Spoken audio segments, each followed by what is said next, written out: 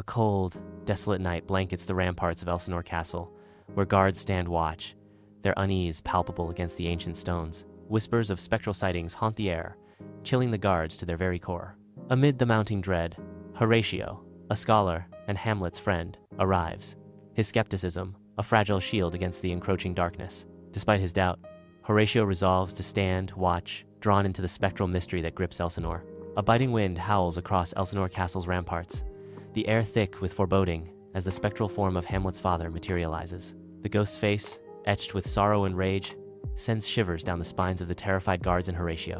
As the first faint light of dawn creeps over the horizon, the ghost begins to fade, its form becoming translucent. With the rising sun, the spectral figure vanishes completely, leaving behind only the cold wind and the lingering echoes of fear. King Claudius addresses the court with booming authority, projecting an image of strength amidst the opulent setting of Elsinore Castle. His voice resonates through the hall as he speaks of his marriage to Gertrude, attempting to solidify his reign.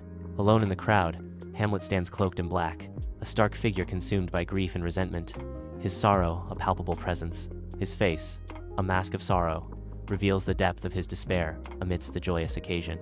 Alone in his chamber, Hamlet is consumed by a profound melancholy, his every step echoing with anguish and disillusionment. His brow furrowed in despair, Hamlet laments, "Oh, that this too solid flesh would melt." He expresses his wish, thaw, and resolve itself into a dew, or that the everlasting had not fixed his canon against self-slaughter. In a moment of utter despair, Hamlet cries out, "O God, God, how weary, stale, flat, and unprofitable seem to me all the uses of this world." Under the cloak of night, a frigid wind claws at Elsinore Castle's ramparts, setting the stage for a ghostly revelation. Horatio's urgent words cut through the night, revealing a chilling vision, a specter resembling Hamlet's father, armored and fleeting. As Horatio speaks, Hamlet's face pales beneath the moon's gaze, absorbing the impossible truth of his father's spectral return with disbelief. Hamlet's mind reels as he cries out, "My father's ghost? This is madness. I must see it for myself." Upon the bleak ramparts of Elsinore Castle, a chilling wind whispers secrets as Hamlet, veiled in darkness, confronts the spectral apparition of his father. The ghost, a shimmering specter in the night, reveals his tormented existence and commands Hamlet to avenge his foul and most unnatural murder.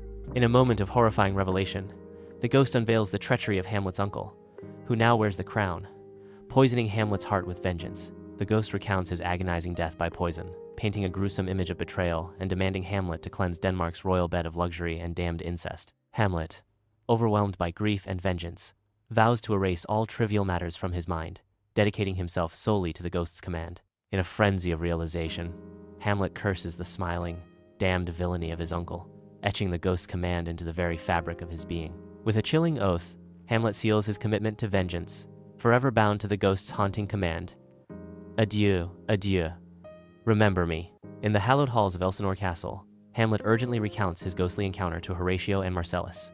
With a solemn vow, they swear on their swords to guard the haunting secret. Hamlet, shrouded in shadow, proclaims, "Swear." Horatio and Marcellus, bound by honor, echo, "We swear." With dark resolve, Hamlet whispers, "I will feign madness." In Polonius's chamber, sunlight paints a scene of troubled revelation as Ophelia recounts Hamlet's unsettling behavior, her voice trembling. Ophelia shares the harrowing details. "He took me by the wrist and held me hard." Polonius, stroking his beard in contemplation, questions, "Mad for thy love?" Ophelia, her voice laced with fear, admits, "My lord, I do not know, but truly, I do fear it." Polonius, now convinced of Hamlet's madness, declares, "I will go seek the king. This is the very ecstasy of love." With growing conviction, Polonius resolves to act, stating, "By heaven, it is proper to inform the king of this matter." In the imposing hall of Elsinore Castle, King Claudius and Queen Gertrude grapple with worry as shadows of Hamlet's turmoil darken their regal visages. Amidst the tension, Rosencrantz and Guildenstern bow before the royal couple, their courtly attire a stark contrast to the disquiet that fills the castle. With veiled urgency, King Claudius reveals, "We are troubled by Hamlet's recent disposition. His behavior is most strange." Queen Gertrude echoes her husband's fears. "Indeed, it is as if a dark cloud has settled upon his mind." The royal couple implores, Rosencrantz, Guildenstern, "You are Hamlet's childhood friends. We implore you to discover the cause of this madness." With solemn resolve, Rosencrantz and Guildenstern pledge, "We are at your service, your majesty. We shall do our utmost to uncover the truth." In the echoing halls of Elsinore, Hamlet drifts like a restless spirit, his erratic movements hinting at a mind unhinged. A mischievous glint sparks in Hamlet's eyes as he spots Polonius, the watchful courtier, setting the stage for a twisted exchange of words. In a bizarre charade, Hamlet confronts Polonius with feigned madness, declaring, "Do you know me, my lord?" While Polonius, perplexed, retorts, "Excellent, well, you are a fishmonger." Hamlet's words become a labyrinth of veiled insults and cryptic warnings as he darkly suggests, "Then I wish you were such an honest man," and continues with the haunting imagery of maggots and carrion. Polonius, bewildered by Hamlet's erratic behavior, whispers to himself, "What do you make of that? Still harping on my daughter." Hamlet cuts through the charade with a chilling pronouncement, "Into my grave." As Polonius retreats, defeated and bewildered, Hamlet dismisses him with contempt. "These tedious old fools." Within the formidable walls of Elsinore Castle, Hamlet extends a courteous welcome to Rosencrantz and Guildenstern, though suspicion lurks beneath his amiable facade. Hamlet, with piercing insight, delivers a soliloquy, his words echoing with both admiration and disillusionment for humanity. In a moment of dark revelation, Hamlet questions the very essence of existence, declaring, "Man delights not me, no, nor woman neither."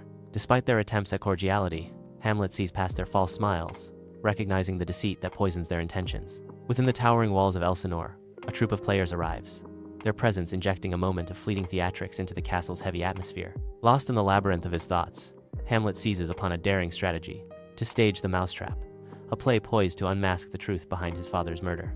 Under the guise of entertainment, Hamlet plots to transform the stage into a mirror, reflecting the sinister events and compelling Claudius to reveal his guilt through his reaction. In a calculated move, Hamlet resolves to watch Claudius' reaction during the play, hoping to expose his guilt. In the grand hall of Elsinore Castle, flickering candlelight casts eerie shadows on the faces of the assembled courtiers, all eyes fixed on the unfolding drama of the Mousetrap. Cloaked in darkness, Hamlet watches Claudius with unwavering intensity as the play mirrors a deed of betrayal and murder. As the player king meets his end on stage, Hamlet's gaze remains fixed on Claudius, an unspoken accusation hanging in the air. The tension escalates as Claudius, his face a mask of fury and fear, abruptly rises from his throne, shattering the illusion of composure. In the stock chamber of Elsinore Castle, flickering candlelight dances with shadows, setting the stage for Hamlet's torment. As Hamlet steels himself for a harrowing confrontation, his face hardens into a mask of grim resolve. With eyes burning with fierce intensity, Hamlet declares, "Now I could drink hot blood." In the Queen's closet at Elsinore, Hamlet confronts Gertrude, his rage and sorrow filling the dimly lit space. Unseen, Polonius lurks behind a heavy tapestry, his presence adding to the suffocating atmosphere of intrigue and suspense. In a moment of fateful indiscretion, Polonius moves behind the tapestry, betraying his presence with a subtle sound that shatters the fragile silence. Within Elsinore Castle, Claudius battles inner turmoil as he makes a grave decision, his face a mask of grim resolve. Claudius, gripped by fear, resolves to dispatch Hamlet, his doom sealed in a letter carried by Rosencrantz and Guildenstern. Rosencrantz and Guildenstern become unwitting accomplices in a silent decree of death, their expressions betraying nothing as they carry the fateful letter. In the majestic halls of Elsinore, Ophelia wanders aimlessly, her vacant eyes reflecting a soul adrift. Her disarray mirrors a mind unraveling as she drifts through the castle, a ghost in her own life. A mournful tune escapes her lips, its haunting melody echoing through the stone corridors, a lament for lost love and sanity. Clutching wildflowers, she offers them to unseen spirits, a tragic offering of innocence and beauty to the shadows of her shattered world. In the somber expanse of the graveyard, Hamlet and Horatio wander among the silent stones, as morbid songs fill the air. Amidst the stench of earth and decay, the gravedigger sings of death as he casually digs. The gravedigger questions whether Ophelia deserves a Christian burial. Hamlet reflects on the gravedigger's lack of feeling, noting, "Has this fellow no feeling of his business, that he sings at grave-making?" Hamlet's dark humor emerges as he muses on a skull, imagining its past life. That skull had a tongue in it, and could sing once. He continues his morbid train of thought. This might be the pate of a politician, which this ass now o'erreaches. Hamlet wonders if the skull belonged to a courtier who was full of false praise, now reduced to nothing. In the somber expanse of the graveyard, a funeral procession weaves through ancient stones, culminating in a fresh grave. Laertes, consumed by grief, impulsively leaps into the open grave, his despair echoing through the silent cemetery. Emerging from the shadows, Hamlet's presence ignites a heated confrontation with the grieving Laertes. In the heart of Elsinore Castle, vengeance ignites as Laertes and Claudius conspire under the cold, watchful gaze of the sun. Claudius reveals his sinister plan. "There is a way, Laertes, to satisfy your honor and ensure Hamlet meets his end." Laertes, consumed by a thirst for retribution, growls, Speak, my lord. My heart thirsts for revenge. Claudius unveils a treacherous scheme. A fencing match. You shall challenge Hamlet, but this will be no ordinary bout. Your sword, we shall poison its tip. Laertes questions the honor of the plot. A foul trick, but effective. And what if I fail? With cold assurance, Claudius seals Hamlet's fate. Insurance, my friend. A poisoned cup of wine, for Hamlet to quench his thirst after a hard-fought round. Within the formidable walls of Elsinore Castle, a fencing match between Hamlet and Laertes looms, charged with unspoken animosity. In a moment of strained reconciliation, Hamlet seeks forgiveness, acknowledging, "Give me your pardon, sir. I have done you wrong, but pardoned, as you are a gentleman." Laertes, bound by honor, responds with controlled restraint. "I am satisfied in nature. I do receive your offered love, like love, and will not wrong it." In the grand hall of Elsinore Castle, the fencing match erupts into a whirlwind of steel, as Hamlet seizes the initial advantage with lethal precision. Unseen amidst the deadly game, Gertrude unwittingly seals her fate, imbibing the poisoned cup intended for her son. In a horrifying instant, Gertrude's life ebbs away, as she collapses lifelessly, a stark symbol of the unfolding tragedy. In the grand hall of Elsinore Castle, Laertes' poisoned blade pierces Hamlet, sealing his fate with a cruel twist of irony. With a venomous smile, Laertes exposes Claudius' dark treachery, shattering the illusion of loyalty and honor. As Laertes reveals, it is a poison left on the sword. The king's to blame. The truth's bitter sting echoes through the hall. Hamlet, with newfound clarity, declares, "Then venom, do your work." In the hallowed halls of Elsinore Castle, Laertes lies in his final moments, a crimson pool painting a stark tableau of treachery and demise. Kneeling beside him, Hamlet's hands are stained with the lifeblood of tragedy, a grim testament to the vengeance that has consumed them both. With a final breath, Laertes implores, "Hamlet, forgive me my treachery. I am slain by my own device." As life ebbs away, Hamlet, in a moment of forgiveness, whispers, "Heaven make thee free of it.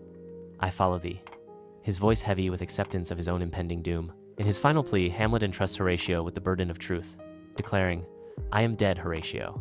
Tell my story," as darkness descends. Fortinbras, the formidable prince of Norway, enters the grand hall, his regal presence immediately seizing control. His piercing gaze sweeps across the remnants of the fallen Danish court, a silent acknowledgement of the tragic end.